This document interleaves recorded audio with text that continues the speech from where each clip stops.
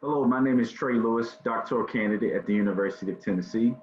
I'm standing in for one of our originally scheduled panel experts, Dr. Melissa Cardon. She's the Haslam Professor of Entrepreneurship and Innovation, also at the University of Tennessee. I want to talk briefly about the role that emotions play in entrepreneurial action. I do want to say that I did not have the opportunity to confer with Dr. Cardon, so I want to be clear that the thoughts that I share do not necessarily reflect her vantage point.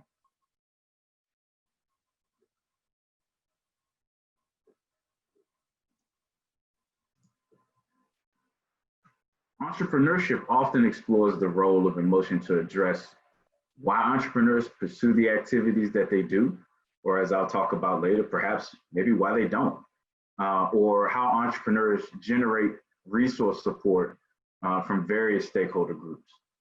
We also know that emotion explains the way, the timing in which entrepreneurs engage in tasks, and that the source of these emotions, thinking about passion in particular, is really deeply interrelated with an individual's identity, such that positive feelings can be experienced when they're engaging in tasks that are really core and meaningful to the self.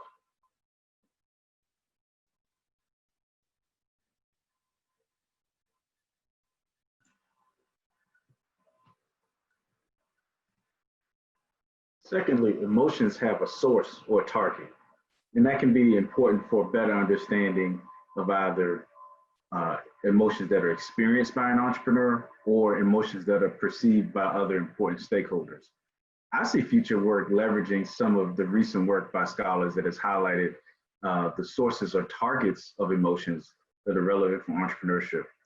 For example, Melissa Cardon and her colleagues in their 2017 JBVI that uncovered 6 major sources of passion, and some of which include passion for growth, passion for people, even passion for a social cause. And I think that work is really important because we may find that that emotion to action link, it may be very different depending on the source of the emotion. Another example of this is Cacciati and colleagues' 2020 JBV piece, very recent, that is essentially a scale validation for entrepreneurial fear of failure. In this paper, they deepen our understanding of fear of failure by offering several dimensions of it that include, not all, but include some of fear associated with one's. Okay, Anna, we're not going to use the prior clip, so I'll just try to do this again.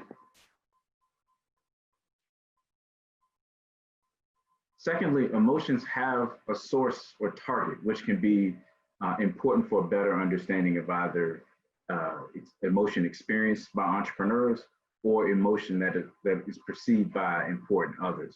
I see future work leveraging some of the recent work by scholars that has highlighted some of the source or targets of emotion relevant for entrepreneurship. For example, Melissa Cardon and her colleagues' 2017 JBVI that uncovered 6 major sources of passion that include sources such as passion for growth, passion for product, or passion for people, or even passion for a social cause. I think that work is really important because we may find that the emotion to action link may work very differently depending on the source of the emotion. Another example of this is Cacciati and colleagues' very recent 2020 JBV piece that is essentially a scale validation for entrepreneurial fear of failure. In the paper, they really deepen our understanding of fear of failure by offering several dimensions of fear that's associated with one's ability to fund a venture, viability of the idea, even the threat of one's social esteem if the venture fails, and the implications of their own financial security. Really interesting paper, and putting that all together, I see the work that leverages these various domains and sources of emotion can really help us to better understand why, when, and even under what conditions individuals take action across the entrepreneurial process.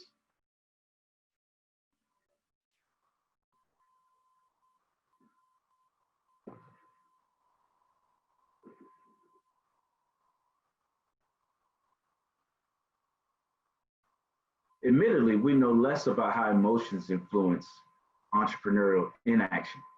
We know that emotions such as fear, failure, and doubt can lead to inaction, but we lack explanations for how these emotions ebb and flow over time, thus influencing inaction. And we also yet to really understand the factors that help entrepreneurs overcome those emotions that inhibit inaction.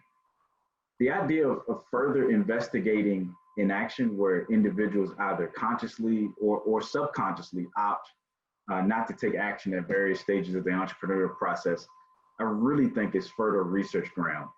To date, our explanations of entrepreneurial inaction have really been limited to what I think of as economically rational explanations, whereby individuals cease action because they perhaps think an opportunity is no longer attractive or viable. But I'd argue that it is certainly possible that an individual may opt against taking action or even cease action because their emotions at any given time may inhibit them from doing so. So questions regarding the conditions under which individuals are inhibited by their emotions or overcome these emotions to take action can be fruitful, possibly providing an explanation as to why perhaps some people sustain action over time while others don't.